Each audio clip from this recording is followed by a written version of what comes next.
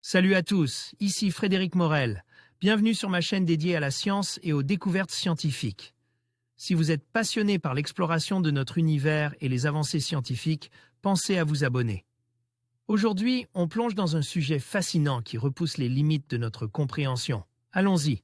Bonjour à tous, aujourd'hui, je vous emmener dans un voyage fascinant aux confins de l'univers.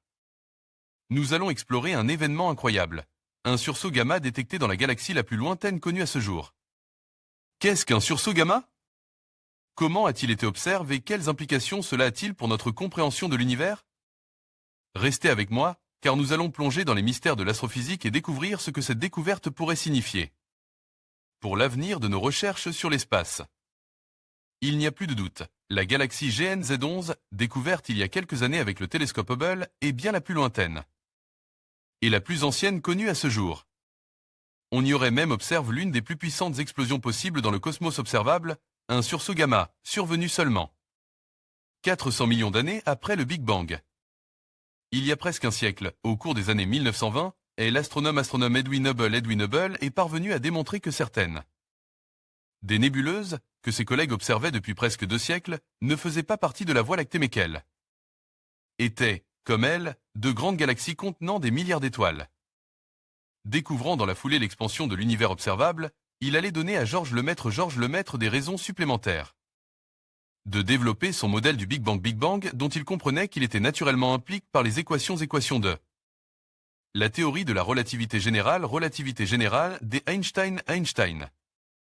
En fait, comme l'a expliqué à plusieurs reprises Jean-Pierre Luminet, Lemaître était en avance de plusieurs décennies sur tout le monde en cosmologie dans les années 1920 et 1930, que ce soit avec la loi que l'on appelle aujourd'hui celle de Hubble-Lemaître. La théorie de la formation des galaxies, la constante cosmologique accélérant l'expansion du cosmos observable et même une théorie quantique du Big Bang. Une large part du modèle cosmologique moderne se trouve donc dans les travaux de Lemaître, tout aussi largement complète du point de vue théorique par les travaux du prix Nobel de physique James Peebles. Les télescopes au sommet du Mauna Kea, comme ici, notamment les télescopes de l'observatoire Keck présentes dans cette vidéo, nous permettent de sonder les secrets du cosmos. Pour obtenir une traduction en français assez fidèle, cliquez sur le rectangle blanc en bas à droite. Les sous-titres en anglais devraient alors apparaître. Cliquez ensuite sur l'écrou à droite du rectangle, puis sur Sous-titres, et enfin sur Traduire automatiquement. Choisissez Français. Explore Documentary Film voir les premières galaxies. Mais on ne doit pas passer sous silence l'importance des observations. Depuis Hubble et Lemaître, les astronomes cherchent à remonter toujours plus loin dans le passé pour comprendre la naissance d'étoiles et des galaxies, multipliant les records grâce à des instruments collectant des photons fossiles dans toutes les longueurs d'onde, des rayons gamma, des kilonovas aux ondes radio des quasars. La nouvelle frontière est depuis quelque temps celle de l'ère du cosmos dite des égis sombres, et plus principalement en fait, leur fin à l'occasion de la période que l'on appelle la Renaissance cosmique. Elle s'accompagne de la naissance des premières étoiles et de la réionisation du gaz des baryons du Big Bang sous l'effet du rayonnement des jeunes étoiles et aussi des premiers trous noirs massifs accrotant copieusement la matière des courants froids maintenant sur le devant de la scène, via le paradigme homonyme expliquant la croissance des galaxies qui les abritent. Les observations du satellite Planck nous ont appris que l'univers observable était d'environ 13,787 plus ou moins 0,020 milliards d'années. On pense aujourd'hui que les premières étoiles commencent leur vie environ 150 millions d'années après le Big Bang et des galaxies étaient déjà bien constituées seulement 100 millions d'années plus tard environ. Ce qui semble certain aujourd'hui, c'est que la galaxie GN-Z11, dont la découverte avait été annoncée en 2016 à la suite des observations du télescope Hubble, est bien la plus ancienne connue à ce jour et que des instruments comme ceux équipant les télescopes Keck et Subaru sur le Mauna Kea, à Hawaï, nous la montrent, très partiellement il est vrai, telle qu'elle était il y a environ 13,4 milliards d'années. En direction de la constellation de la Grande Ourse, il y a relativement peu d'étoiles de notre galaxie, la Voie lactée, si bien que le ciel nous ouvre là de belles fenêtres sur l'univers. C'est dans l'une d'elles qu'Hubble a débusqué l'objet GN-Z11 qui pulvérisait le précédent record de distance. NASA, ESA, G. Bacon, Stacy, des sursauts gamma dès la fin des égis sombres? C'est en effet ce que montre aujourd'hui via 2 publications dans Nature Astronomy une équipe internationale d'astronomes menée par Linhua Zhang de l'Institut Kavli d'astronomie et des astrophysiques de l'Université de Pékin et Nobunari Kashikawa de l'Université de Tokyo. Les chercheurs ont obtenu dans le proche infrarouge des spectres qui confirment ce dont on se doutait déjà avec les observations de Hubble il y a 4 ans, comme l'expliquait Futura dans le précédent article ci-dessous.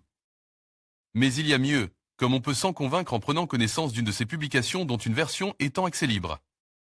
Comme l'autre, dans l'une des célèbres mémoires scientifiques collectives de la noosphère, ARXIV.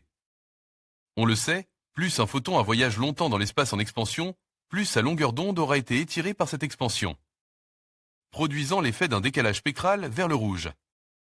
Les astronomes expliquent maintenant que des photons infrarouges provenant de GNZ11 semblent être, à l'origine, ceux d'un flash-flash.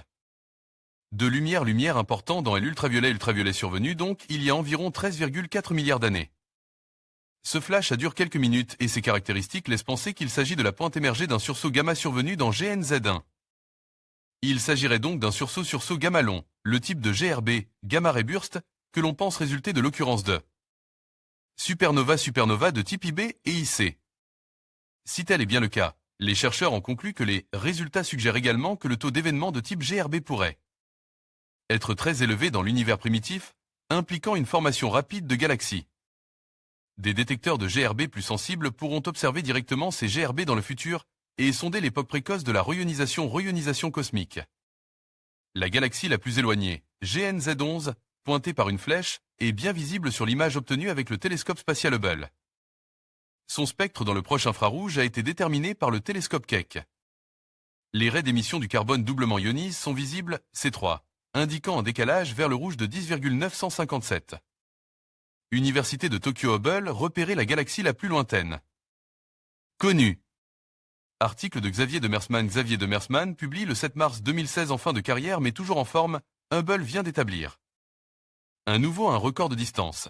Une vigoureuse petite galaxie aperçue à 13,4 milliards d'années-lumière. Nous la voyons donc telle qu'elle était seulement 400 millions d'années après le Big Bang. Impressionne, les chercheurs sont également surpris par ses caractéristiques précoces. Le vieux télescope spatial empiète ainsi sur le territoire qu'exploreront ses successeurs, JWST et WFIRST. En orbite autour de la Terre depuis déjà un quart de siècle, Hubble est un vétéran qui a toujours bon pied bon œil. Le télescope spatial est une fois de plus capable de prouesses impressionnantes comme vient de le montrer une équipe internationale, qui la pousse dans ses limites pour débusquer une très jeune galaxie dans les confins de l'univers. Tapie à environ 13,4 milliards d'années-lumière de la Terre, en direction de la constellation de la Grande Ourse constellation 2. La Grande Ourse, elle se montre telle qu'elle était il y a 13,4 milliards d'années. C'est-à-dire 400 millions d'années seulement après le Big Bang. Nous avons fait un grand pas en arrière dans le temps, bien au-delà de ce que nous nous attendions à être en mesure de faire avec Hubble, déclaré Pascal Loesch, de l'Université de Yale, qui dirige ses recherches à paraître le 8 mars dans The Astrophysical Journal, disponible ici. Nous voyons GNZ11 à un moment où l'univers n'avait seulement que 3% de son âge actuel. Le précédent record de distance nous dévoilait une jeune galaxie située à environ 13,2 milliards d'années-lumière, décalage vers le rouge de 8,68 de la Terre. Hubble vient de franchir les limites qu'on lui supposait, révélant un bébé galactique à quelques 13,4 milliards d'années-lumière, décalage de 11,1. L'univers n'avait alors que 400 millions d'années. NASA, ESA, POH, Yale University, G. Bramé, Stacy, P. Van Dockum, Yale University, G. Illingworth, University of California, Santa Cruz, on se rapproche du début de l'ère de rayonisation. Puisque notre univers est en expansion, toutes les galaxies que nous observons semblent nous fuir, et cela d'autant plus vite qu'elles sont éloignées de nous. Cela se traduit par un décalage vers le rouge, redshift, en anglais, dans le spectre électromagnétique. Ainsi, avec un décalage, Z, de 8,68, Exi 8P7 détenait le précédent record, environ 13,2 milliards d'années-lumière, on est 600 millions d'années après le Big Bang. Avec l'instrument WFC3, Wide-Field Camera 3, d'Hubble, l'équipe a pu disséquer la lumière de GNZ11 et mesurer précisément sa distance. Avec un décalage de 11,1, le précédent record de distance vient d'être pulvérisé. Le détenteur du précédent record a été vu au milieu d'une période où la lumière des étoiles des galaxies primordiales commençait à chauffer et dissiper un brouillard froid des hydrogène, explique Richard Bowens, de l'Université de Leiden. Pays-Bas, co-auteur de l'étude. Une époque de transition appelée ERE de la rayonnisation. Quant à GNZ11, nous la voyons 150 millions d'années plus tôt, peu après le début de cette transition dans l'évolution de l'univers. GNZ11 est une jeune galaxie plus brillante que prévu, comme l'on montre Spitzer et Hubble. Bien que plus petite que la Voie lactée, elle donne naissance à 20 fois plus d'étoiles. NASA, ESA, POH, Yale University, G. Bramé, Stacy, P. Van Dockum, Yale University, G. Illingworth, University of California, Santa Cruz, encore petite, GNZ11 enfante 20 fois plus d'étoiles que la Voie lactée. GNZ11 se montre plus brillante que prévu par la théorie pour son âge. Elle est d'ailleurs si lumineuse que des observations relativement détaillées ont pu être réalisées. En combinant la vision perçante des télescopes spatiaux Hubble et Spitzer, les chercheurs ont pu déterminer qu'elle est 25 fois plus petite que notre Voie lactée, qui mesure 100 000 années-lumière de diamètre. Sa masse de matière sous forme d'étoile est pour l'instant d'un centième de celle de notre galaxie, estimée à environ 200 milliards. 2 fois celle du Soleil. Pour l'instant, car cet enfant galactique est plein de promesses. Sa croissance est rapide, 20 fois supérieure à celle, au ralenti, que connaît actuellement notre bonne vieille galaxie spirale.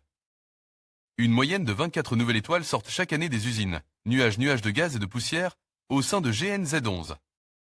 C'est étonnant qu'une galaxie si massive exista seulement de 200 à 300 millions d'années après que les premières étoiles aient commencent à se former, commente Gar Illingworth de l'Université de Californie. Une vraie surprise partagée par toute l'équipe. En effet, comme l'on suggère nos précédents travaux, des galaxies aussi brillantes ne devraient pas exister si tôt dans l'univers. Indique Marie-Jeanne Franks, co-auteur et chercheur à l'Université de Leiden. Hubble nous offre un avant-goût des futures observations du JWST et WFIRST. Il reste encore beaucoup de choses à apprendre sur cette période. Comment GNZ11 s'est créé reste un mystère pour l'instant. Probablement voyons-nous les premières générations d'étoiles se former autour des trous noirs? Estime Ivolab qui a également participé à cette exploration des confins de l'univers. Qui mieux que le très prometteur JWST, le James Webb Space Telescope, dont le lancement est prévu fin 2018. Pourra sonder ces régions lointaines pour nous éclairer sur les étapes de la formation des premières étoiles et galaxies? Avec cette découverte, Hubble a déjà empiété sur le territoire de chasse du futur télescope spatial et aussi de celui d'un autre successeur. Désormais en chantier, WFIRST, Wide Field Infrared Survey Telescope, dont le champ sera 100 fois plus étendu que celui du vénérable Hubble. En conclusion, la détection de ce sursaut gamma aux confins de l'univers, dans la galaxie la plus lointaine connue, ouvre de nouvelles perspectives fascinantes pour notre compréhension de l'astrophysique. Cet événement extraordinaire nous rappelle à quel point l'univers est riche en mystères et en phénomènes encore inexplorés. Les recherches futures permettront sans doute d'éclaircir les origines de ces sursauts et leur impact sur l'évolution des galaxies. Restez curieux et continuez à explorer les merveilles de notre cosmos.